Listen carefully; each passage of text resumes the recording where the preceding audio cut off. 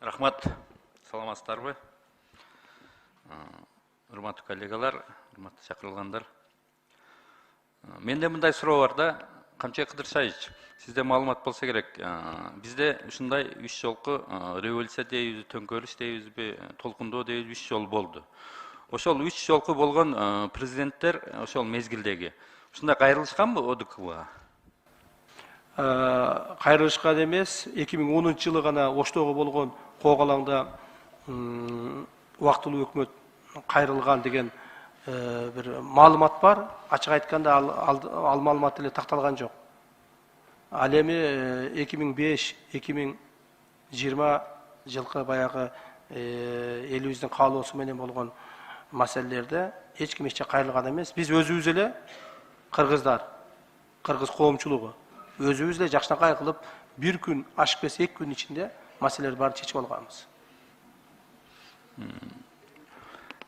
Biz dagы бүгүн парламент, сиздер отурган кечеги революциянын түшүмүбүздө, эгерде кайрылган болсо, ошол маалда террорист деп объявить эткен болсо, биз дагы ошондой абалга кабылып калышыбыз мүмкүн эле да. Баары мүмкүн болчу.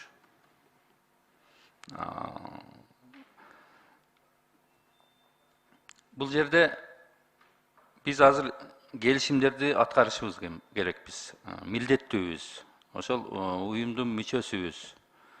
Бирок биз жерде биз өзгөчөбүздө калган 5 ошол коллегаларыбыздан башка өлкөлөрдөн. Бизде 3 жол ушундай Казакстанда болуп аткан башыбыздан кечиргенбиз. Аны биз билишибиз керек. Алардан сыртка, аларда мындай революция болгон эмес. Эл толкундоолору мынчалык болгон эмес Казакстандагыдай, бүгүнкүдөй. Бул бир.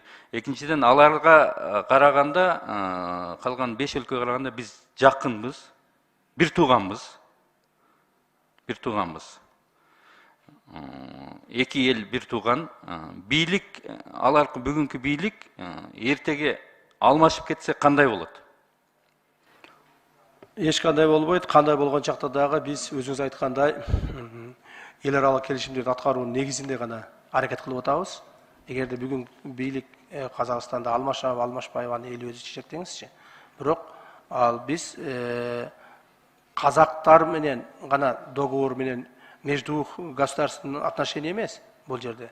Международный жанагы соглашение негизинде в рамках ОДКБ. То есть 5-6 мамлекеттин кол койгон договор негизинде барып атабыз да. Ошон үчүн бул жерде кайсы бир мамлекеттин бийлиги азыр эми в частности Казакстан боюнча эч кандай таасирин тийгизбейт. Мен кайра кайталайм. Биз милдеттүүбүз колдоп бергенге, мен дагы каршы бергенге бере албашым мүмкүн, азыр колдойм. Ошол эле мезгилде бул жерде террорист деген түшүнүктү алар далилдеп кайрылыш керек эле да ОДКБга. Алар далилдеп бердиби? Сиздерден бир суроо болдубу? Террорист болсо кайсыл уюм? Ошончо жалпы Казакстан көтөрүлгөн элдин баары террористпи деген суроо коюлуш керек да ОДКБнын ичинде. Аны эми бийлик өкүлдөрү өздөрү чечиш керек. Ошол Казакстан бийлик өкүлдөрү кимдерди айтышты алар башка жөнүндө. Бирок биз эсептебейбиз.